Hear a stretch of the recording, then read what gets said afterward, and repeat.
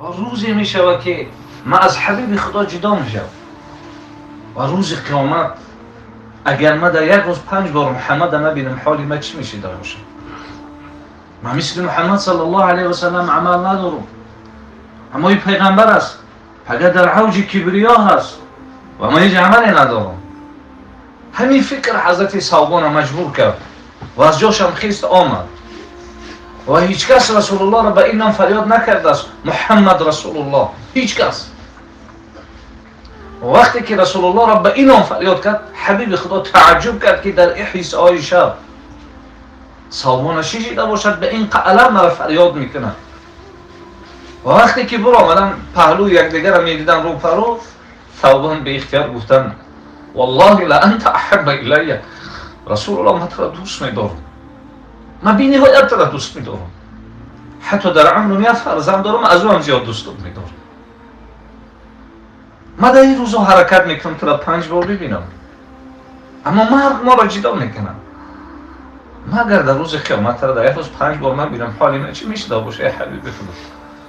و این صحبت هر دو میکردن و جبریل امین همون لحظه آمدن و خبری خوشی را دادن، نه فقط برای ثوبان بلکه برای تمام مسلمانان. فرمودن هر کسی در دنیا اطاعت الله و رسول بکنه روز قیامت با همراه پیغمبران و اولیاء و صدیقین و شهدا هستند.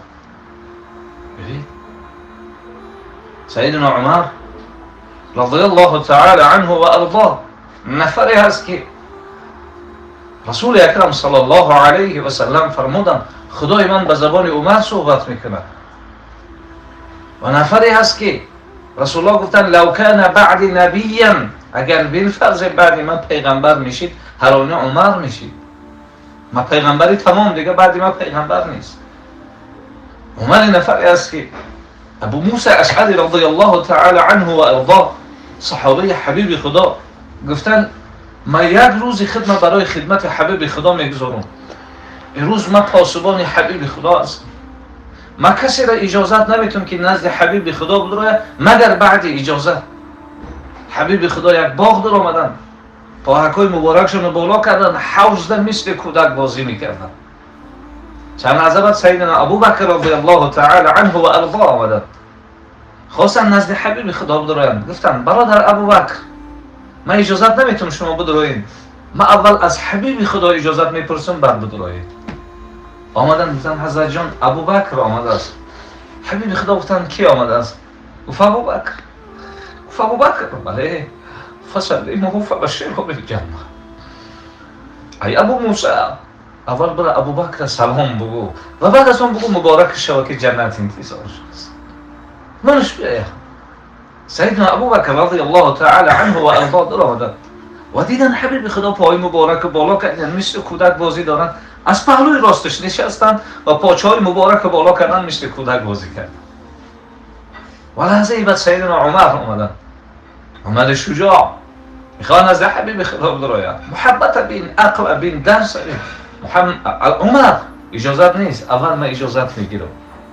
حضرت جان عمر آمد از کی؟ عمر بله، فسلمه و فبشره بالجنه، برای عمر بگو سلام و مبارک شو که جنت انتظارش است. سیدنا عمر آمدن دیدن حبیب خدا با ابوبکر پا را بالا کردن مثل کودک بازی کردن از پهلوی چپ. پسان عثمان فسلمه فبشره بالجنه، عثمان مبارک شو بگو جنتی است. پسان علی، پسان دیگر صحابه را بخیل نیستن. ببین چقدر سخیه. عجیب نکته جالبی را قید میکنن، کاش که تمامی برادر می داشتم همش می آمدن همین لحظه و از زبان مبارک این خبر خوشی به جنت می‌رسید. رسول اکرم صلی الله علیه و سلم شب معراج آمدن با عمر عجیب صحبت کردن. عمر والله در جنت یک قصر دیدم دیگه از این قصر زیباتر ندیدم. سیدنا عمر گفتن چگونه قصر بود حضرت جان؟ گفت یک خیشت از طلا و یک خیشت از نقره بود و همون لای دیوال بینشان از سیم و زر بود و از این دیگه منظره زیبا نبود. این منظره من در هیجان آورد و سوال کردم که این منظره زیبا کی را انتظار است؟ فقالوا لشاب من قریش، گفتن حضرت جان یک جوان قریشی را انتظار است. حبیب خدا خود که قریشی بودن فظننت انی انا هو. حضرت میگه من گمان کردم که همون قرجون بالا، من گمان کردم که همون مرد قریشی من هستم. حبیب خدا رو ببین نکته جالب شد. فظننت انی انا هو، گمان کردم که انا همون جوان قریشی من هستم. حضرت میگه به طاقت شدم. فقلت من هو، گفتم اون جوان مردی که خیلی لایق این منظره انتظارش هست او کی هست؟ فقالو، میگه گفتن عمر ابن الخطاب هست. حبیب خدا گفتن عمر جان من غیرت نکردم که قصر شما را تماشا بکنم. رسول معظم اسلام گفتن حضرت آیا عمر در نزد تو اینقدر غیرت داشت که قصر او را تماشا نکردی؟ سیدنا عمر با حبیب خدا می نشستن. علما میفرمایند اگر روز قیامت اعلام شود کسی محمد را دوست می‌داره یک طرف بریسن، همه یک طرف بیستن، عمر ابن الخطاب خود طرف تنها، همه چین محبت عمر را پیدا نمی‌کنند. رسول الله پرسید، راوی عجیب روایت میکنه، میگه هم تو دست سیدنا عمر را ترکید. عمر را دوست می‌داری؟ بله حضرت جان، من شما را دوست می‌دارم. عمر تا کدام اندازه مرا دوست می‌داری؟ یک وزن مانیم، ترازو بمانیم. عمر مرا زیاد دوست می‌داری پدرت؟ حضرت جان من شما را دوست می‌دارم.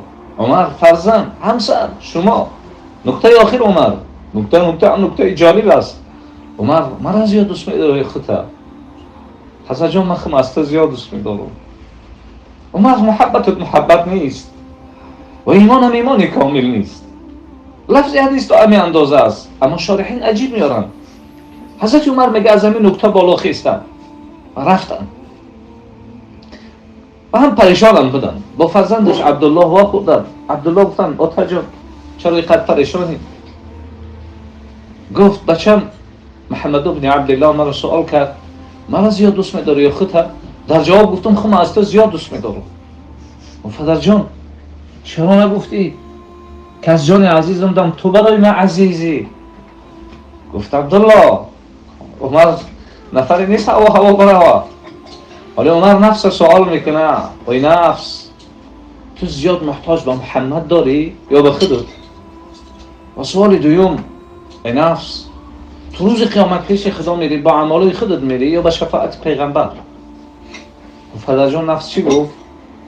گفت نفس گفت عمر از تو در زیاد احتیاج به پیغمبر دارم.